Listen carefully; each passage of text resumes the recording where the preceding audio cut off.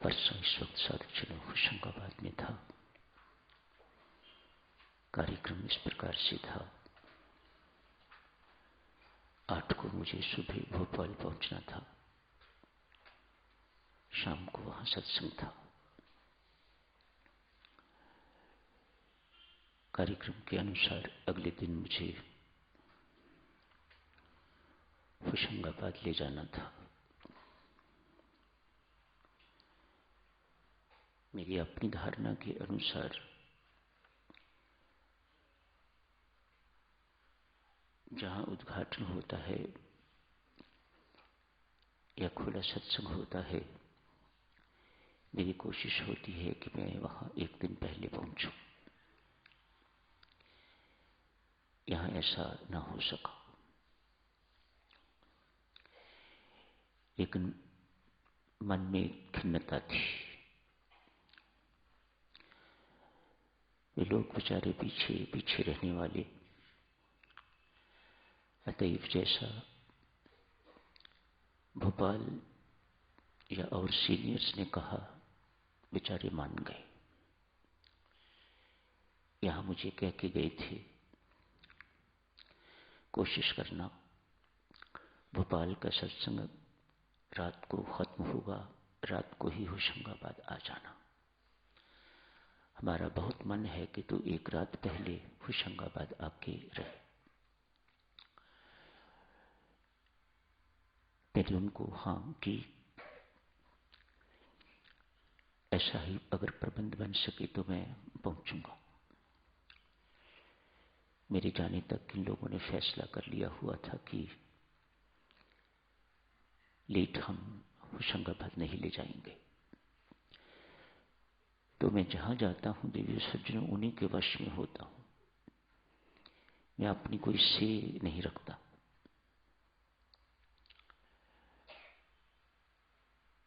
सत्संग की समाप्ति हुई। सुबह मुझे कहा गया कि 5:30 बजे की ट्रेन है, जीटी एक्सप्रेस यहां से चलती है, होशंगाबाद जाती है, भोपाल से होती हुई 5 बजे तैयार रहना। मैं तैयार हुआ। सूचना मिली गाड़ी 1.5 घंटा लेट है। 7 बजे पहुंचने का समय था। 8:30 बजे पहुंचूंगा, 9 बजे हवन शुरू हो जाएगा। मैं अच्छी तरह से किसी के दर्शन भी नहीं कर पाऊंगा। आप मुझे पूछें कि होशंगाबाद का श्री रामकृष्ण कैसा है, तो मैंने नहीं देखा। 9 बजे से लेके 2 बजे तक इतनी व्यस्तता होती है उस दिन मेरी कि मैं कुछ नहीं देख पाता। 2:30 बजे के आसपास मुझे दोपहर का खाना खाने को मिलता है। मैंने वहां के प्रबंधकों को बुलाया, भोपाल के। उनसे पूछा कि क्या लेटेस्ट समाचार है। कहा गाड़ी 1.5 घंटा लेट है और भी लेट हो सकती है। मैंने उन्हें तत्काल कहा कि मेहरबानी करके मुझे अभी होशंगाबाद ले चलिए। आप कैसे जा रहे हैं? कहा तेरी सीट तो ट्रेन में है, हम लोग बाई रोड जा रहे हैं, मैं भी बाई रोड जाऊंगा। निकल पड़े 7 बजे से पहले पहले होशंगाबाद। प्रोग्राम इसलिए बदला था कि रास्ते में सुबह सुबह ट्रकों का जाम लग जाता है, घंटों लगा रहता है, निकलना बहुत मुश्किल। 3-3 घंटे, 1.5 घंटे का रास्ता 3 घंटे 3.5 घंटे भी लग जाते हैं। तेरा वहां पहुंचना बहुत जरूरी है, इसलिए प्रोग्राम बदला था। परमेश्वर की कृपा निर्विघ्न 7 बजे से पहले पहले 7:30 बजे तक मैंने नाश्ता भी कर लिया था। मुझे ये भी होता है कि जहां जाना होता है, जहां ये कार्यक्रम होता है, चाहे वहीं जाके पीऊं या नाश्ता वहीं जाके करूं। परमेश्वर ने वो भी इच्छा पूरी की। जाते जाते ही उनको संदेश भी दिया था कि मेरा नाश्ता तैयार रखना, मैं वहीं आके करूंगा। काफी समय मिल गया पहले। 7:30 इस वक्त मैं होशंगाबाद में था। होशंगाबाद मध्य प्रदेश का एक जिला है, साधक सिंह, नर्मदा नदी के किनारे स्थित। बहुत वर्ष पहले गया था तो भारी वर्षा थी। उनके पास कोई दीक्षा के लिए जगह नहीं थी और दीक्षा हजारों में। अतएव बहुत रात लेट तक दीक्षा होती रही। लोग कहें हम बिना दीक्षा के जाने नहीं देंगे, मुझे बाहर आवाज सुनाई दे, कुछ भी हो, हम बिना दीक्षा लिए इसे जाने नहीं देंगे यहां से, हमें दीक्षा लेनी ही है, हम दूर दूर से आए हुए हैं। ये बाहर लोग बातें कर रहे थे, मैं अंदर कमरे में बैठा सुन रहा था ये बातें। बहुत रात लेट तक दीक्षा चली। देवियों, विश्वास करो, इतना कुछ होने के बावजूद भी जगह बहुत कम थी तो लोगों ने खड़े होकर दीक्षा ली। बैठने के लिए जगह नहीं थी। उसके बाद अभी जाना हुआ 9 दिसंबर को। इस बारी बहुत समझदार हुए थे, बेशक पीछे रहने वाले लोग, लेकिन सरल, अति श्रद्धालु। जिन चीजों की परमात्मा कदर करता है वह उन सब में सरलता, पीछे पीछे रहना, निरभिमानता, श्रद्धा, ये परमात्मा को बहुत प्रिय है। वह सबके सब गुण उनमें। अतः परमात्मा का पूरा साथ उन्हें मिला। होशंगाबाद के इतिहास में ऐसा सत्संग पहले कभी नहीं हुआ, सदा स्मरणीय रहेगा।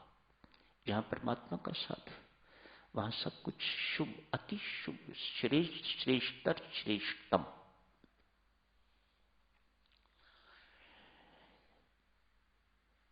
इस बार उन्होंने पंडाल में दीक्षा रखी हुई थी। हवन भी जैसा उन्होंने करवाया, जो कुछ मेरे से करवाना होता है, मुझे लगभग स्टेप्स याद हैं अब, लेकिन वे उन स्टेप्स से कहीं ज्यादा आगे निकल गए हुए। जो कुछ उन्होंने करवाया आज तक पहले कभी मैंने नहीं देखा हुआ था। अपार हर्ष हुआ। अंदर तिलक लगवाने वाले पंडित तो दीक्षित थे। सामान्यतः पंडित मुझ जैसे शूद्र से दीक्षा लेने में बहुत आनाकानी करते हैं। ये भी एक बड़प्पन की बात है। ये भी बहुत अच्छी बात है कि वहां पर जो अंदर तिलक लगाते हैं हॉल में, वे ब्राह्मण दीक्षित थे। अभी पूरी सूचना तो नहीं आई, लेकिन सुना है कि 1367 की दीक्षा हुई थी, पंडाल में रखी हुई थी दीक्षा। कोई बहुत प्रयत्न भी नहीं करने पड़ते, पर मेहनत तो फिर भी साधक करते हैं। और स्वामी जी महाराज वहीं भेजते हैं जहां मेहनत हो, जहां मेरी जरूरत हो, सैर करने के लिए नहीं। अमुक स्थान पर जा रहे हो, रास्ते में हमारे यहां होते जाओ। स्वामी जी महाराज डज नॉट परमिट नाउ, खत्म। जहां तेरी जरूरत होगी, जहां काम होगा, वहीं भेजूंगा और वहीं जाना। और मेरा काम है दीक्षा के लिए बैठना, सत्संग करना, कराना तो जो वहां के साधक हैं उनका काम है। वे भी यदि मेरे ऊपर ही वे थोपते हैं तो ये स्वामी जी महाराज को सिस्टम पसंद नहीं है। अब हो गई ये बातचीत, बहुत वर्ष हो गए। जो काम करेगा, दीक्षा के लिए साधक तैयार करेगा, वहीं स्वामी जी महाराज मुझे भेजेंगे, हर जगह नहीं। बहरहाल साधक चलो, सब कुछ बहुत अच्छा था। भोपाल का सत्संग भी अच्छा। 574 में दीक्षा वहां ली। बड़ा स्थान है, इतने लोगों की दीक्षा ऐसी जगह पर बहुत मानी जाती है।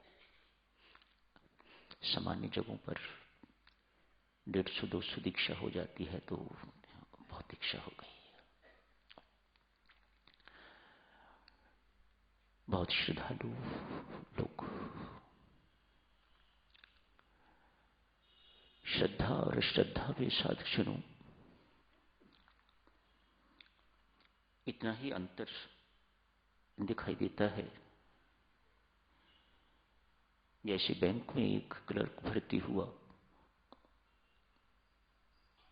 या किसी स्कूल में या किसी ऑफिस में, गवर्नमेंट ऑफिस में एक क्लर्क भर्ती हुआ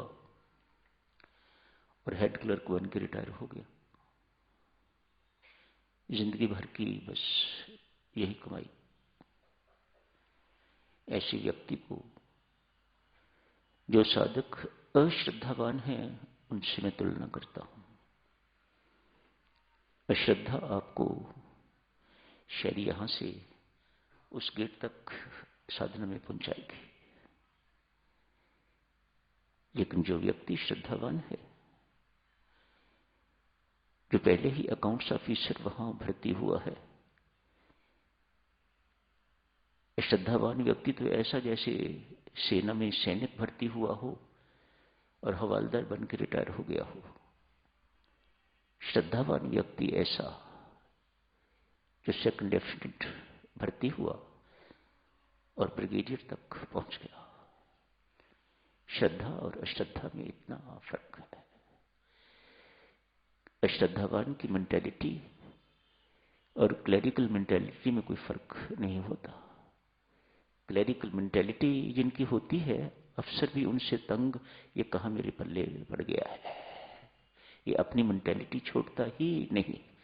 कुछ ना कुछ उसे अपना बड़ापन दिखाने के लिए कुछ ना कुछ कागज पर जरूर लिख देता है जिससे बाधा पड़े और साहब इसे फाइल को क्लियर ना कर सके। Clerical mentality. अश्रद्धावान देवी, डगमगाने वाली अश्रद्धा साधक को हेड क्लर्क तक मुश्किल से पहुंचाएगी और जन्म खत्म हो जाएगा। श्रद्धावान व्यक्ति ऐसे उठता है, परमात्मा उसे धक्का मारता है। गिरा हुआ है तो उसे ऊपर उठाता है, अगर ऊपर उठा हुआ है तो उसे उछाला मारता है। श्रद्धा। कोई साधक यहां से थी, वहां पर पहुंचे हुए। श्रद्धा देखी होगी। 12 बजे प्रीति भोज का समय था, शायद 12:05 पर समाप्ति हुई होगी। 11 बजे तक उन्हें पता लग गया जितने लोगों की अपेक्षा थी उससे कहीं ज्यादा है। खाना उन्होंने ऐसे पैकेट्स में दिया जैसे हल्दीराम के डिब्बे, हलवाई के डिब्बे दुकान से मिलते हैं, ऐसे डिब्बों में उन्हें खाना बंद करके दिया सबको पैकेट। छोटी छोटी जगहों पर ये चीजें बहुत मायने रखती हैं। 11 बजे भोजन और तैयार, 12 बजे तक पैकेट पूरे के पूरे तैयार थे। सुना है बच गए। सब कुछ बहुत सुंदर। यदि उनके लिए स्मरणीय है, मेमोरेबल, तो मेरे लिए भी मेमोरेबल सत्संग। तो समय हो गया है साधु जी ने यही समाप्त करने की इजाजत दे। धन्यवाद।